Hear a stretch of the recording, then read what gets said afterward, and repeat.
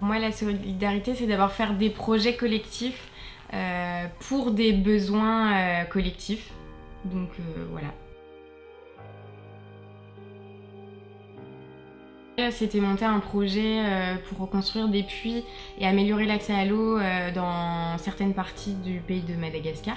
Donc ça, c'était un projet d'étude qui s'appelait La vie c'est l'eau, donc qui était grâce à l'IUT de Morlaix. On était plusieurs dans le projet et on a récolté plus de 12 000 € pour ça. Dans l'engagement, il y a une forme de professionnalisation dans l'organisation des actions, le fait de prendre des décisions collectives, donc que ce soit par vote, par réunion, de se confronter aussi à des contraintes, que ce soit budgétaires ou bien de ressources matérielles et humaines. Donc c'est un défi, mais oui, ça apporte des choses humainement, mais aussi professionnellement. On avait un objectif budgétaire, après au final tout est venu au jour le jour et on s'est découvert des objectifs plutôt humains dans la conception du projet et dans l'organisation du projet. Du coup ça a pris une tournure tout autre et on a réussi encore beaucoup plus que ce qu'on espérait.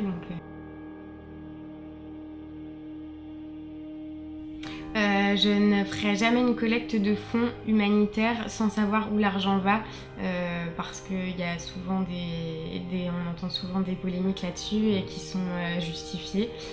Pour moi, ça c'est une limite. Il faut que tout soit transparent. Ma limite, c'est à un moment donné, si les choses sont opaques et si les objectifs sont pas clairs et qu'il n'y a pas une transparence budgétaire et humaine, pour moi, c'est pas possible.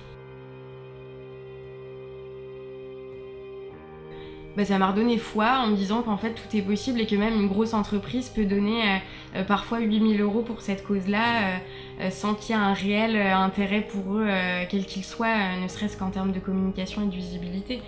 Donc ça m'a appris ça et surtout que en fait, quand on a envie de défendre une cause, on peut partir de rien comme nous c'était le cas, monter un projet et au final que ça soit hyper florissant. Donc il faut laisser germer toutes les petites idées.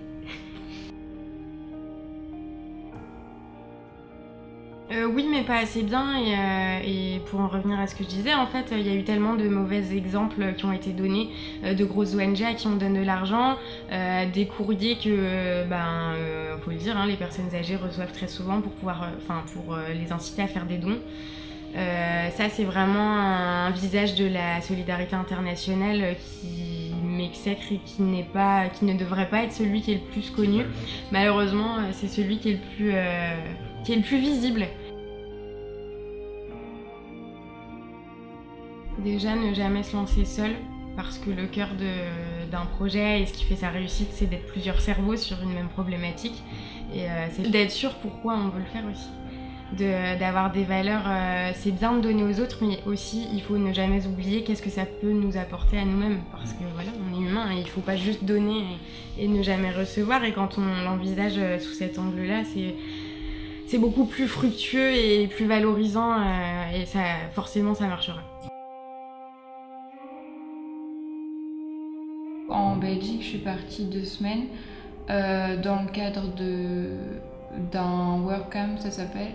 On devait construire un barbecue en fait dans un centre de demandeurs d'asile. Au final, le barbecue n'a pas été construit entièrement, mais c'était super comme expérience. On partageait la vie des réfugiés. En fait, on restait sur place, on vivait avec eux et on a rencontré des jeunes.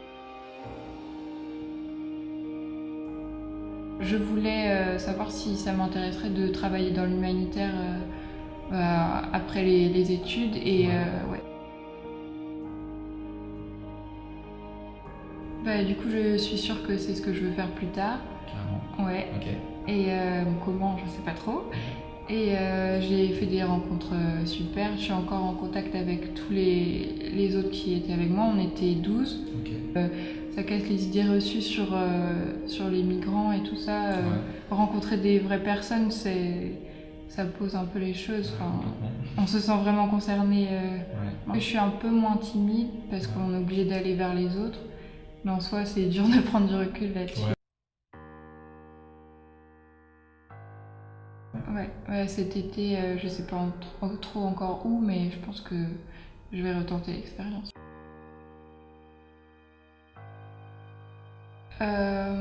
Quand il y a des crises humanitaires, on en parle beaucoup dans les médias. Mais ensuite, l'humanitaire, c'est pas juste quand il y a des crises, c'est développer, d'aider les gens à se développer et tout ça dans les pays où ils sont en difficulté. Et je pense qu'on montre pas assez aux gens normaux, qui sont pas dans l'humanitaire, qui peuvent s'engager aussi, quoi, même sur des petites actions. Non, pas vraiment. Autour de moi, ils savent que je suis partie et je leur ai raconté comment ça s'est passé. Peut-être que certains voudront partir, mais non, je prêche pas la bonne parole. Je trouve que c'est un peu lourd parfois.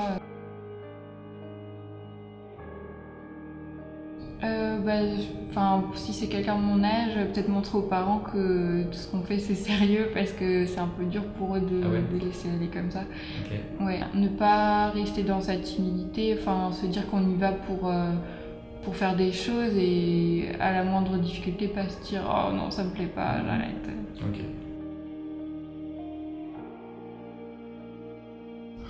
Alors pour moi c'est un petit peu la base, je pense, de la vie en société, tout simplement. On dépend des gens, on doit compter sur les gens, on rend des services.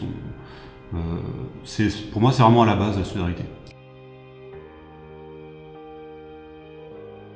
Alors, il y a quelque temps, j'ai commencé à m'engager dans des associations qui ont pour but d'aider les réfugiés et les migrants, voire plus globalement les étrangers en situation démunie.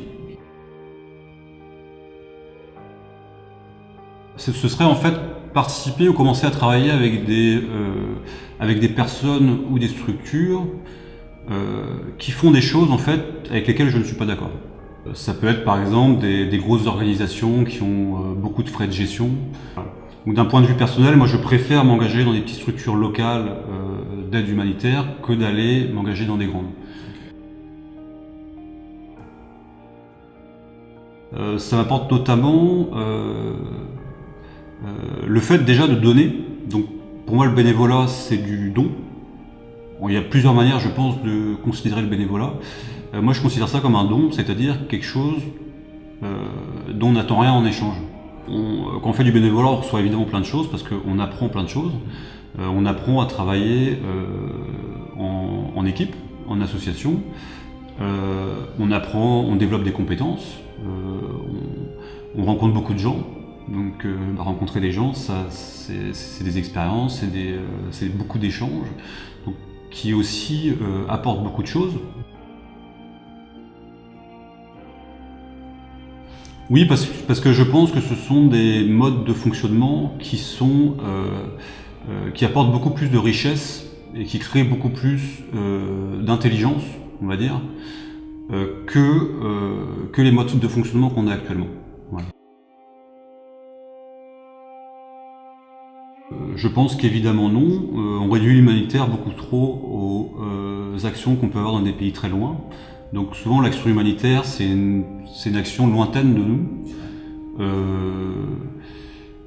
Il faut qu'on se rende compte que l'humanitaire est dans notre voisinage. Par exemple l'expérience de vie des sans domicile fixe est de 49 ans. C'est moins que l'espérance de vie dans les pays du tiers-monde. Donc voilà. Moi, le conseil que j'ai envie de donner, c'est de faire ce qu'on a envie en fait. Il y a beaucoup de formes d'action humanitaire différentes. Encore une fois, moi, si je promets l'humanitaire local, c'est plus parce qu'il est déficitaire dans les médias, on va dire. Mais évidemment qu'il faut aussi aller faire de l'humanitaire dans les pays en extrême pauvreté, parce que s'il y a plus ces ONG-là, ça va être encore pire. Donc, il faut de l'humanitaire partout. Si vous n'avez pas les moyens d'aller loin dans des pays et si vous avez quand même envie de vous engager, il faut savoir qu'il y a beaucoup de structures qui ne sont pas très connues parce qu'elles ont peu de moyens, ce sont des petites structures souvent, qui recherchent du coup des bénévoles. J'ai un peu des problèmes avec le terme humanitaire, mais c'est juste un stage au Cameroun, dans un centre d'art, dans une zone assez rurale où c'est pas forcément évident qu'a priori un centre d'art contemporain soit implanté à cet endroit-là. C'est un artiste camerounais qui l'a créé là-bas et où du coup donc c'était un stage, donc c'était dans le cadre de mes études et ce qui était intéressant, c'est que oui, il n'y avait pas forcément de public pour l'art contemporain là-bas et que ça s'articulait aussi avec une volonté plus sociale, et notamment sur l'agriculture, parce que la plupart des gens à cet endroit-là du Cameroun étaient agriculteurs, et ce qui permettait du coup de lier un peu les deux, et voilà. Oui, c'était prévu quelques mois avant, parce que c'était mon stage de fin d'études. Du coup, j'ai eu des aides de la fac et aussi de JTM, Jeunes à travers le monde, qui est une association à Rennes qui est super pour aider les jeunes pour partir à l'étranger parce qu'ils savent plein de choses et qui donnent des bourses. Ok. Le premier soir, j'ai fait du couchsurfing chez des expats, donc du coup c'était des Français, donc c'était pas un peu dépaysant pour le climat, la végétation et tout ça, mais c'était pas encore très dépaysant. Mais le lendemain, je me suis retrouvée à 7 heures dans un bus où j'étais la seule blanche et où il faisait chaud, et là ça a été vraiment un bon gros dépaysement. Je voulais être noire déjà, j'en avais marre d'être blanche et qu'on me renvoie ça, surtout, et au Cameroun, il y a du monde dans la rue tout le temps, et du coup tu rentres en France au mois de décembre, et il fait gris, il fait froid, et il y a personne, et il y a plus de musique, et...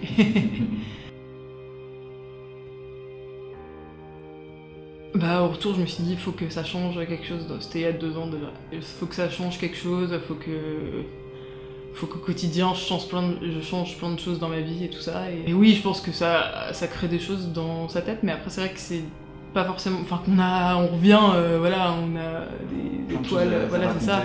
Et qu'on a envie que l'expérience perdure. Non, mais je me dis toujours que je vais y retourner.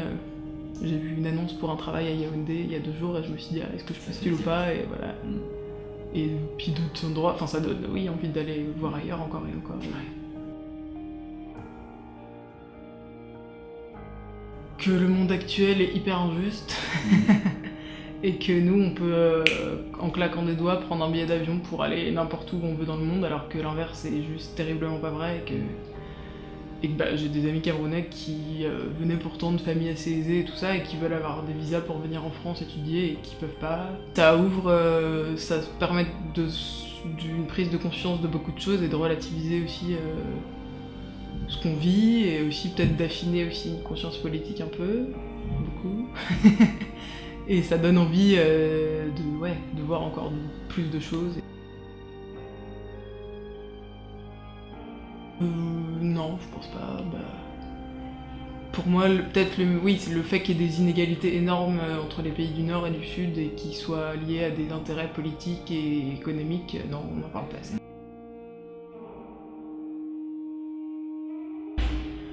De justement pas partir en se disant qu'il va aider les gens, et avec une impression de toute puissance, mais de toujours garder en tête ce que soi aussi on en retient, et pour qu'il n'y ait pas un déséquilibre, et que ce qu'on donne autant qu'on prenne aussi, et je pense que c'est important dans l'échange. Pour résumer ces rencontres, nous pouvons noter premièrement que la définition même d'humanitaire ou de solidaire fait débat. En effet, l'humanitaire et solidaire semblent être dans l'inconscient collectif, en rapport direct avec ces grandes ONG menant d'importantes opérations à travers le monde. Nos 4 jeunes, de par leurs expériences, sont bien loin du débat qui fait rage à ce sujet. Leur vision humanitaire se focalise bien plus sur le terrain. Peu importe les frontières, missions et objectifs, leur notion de solidarité découle d'un véritable mode de vie, une façon de penser et de voir le monde qui les entoure au jour le jour. On remarque également un point commun dans leurs expériences. L'organisation et la coopération d'une équipe renvoient à la notion de travail.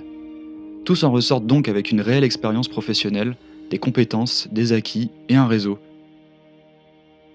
Pour conclure, on notera que tous ont été surpris des conséquences de leurs actions.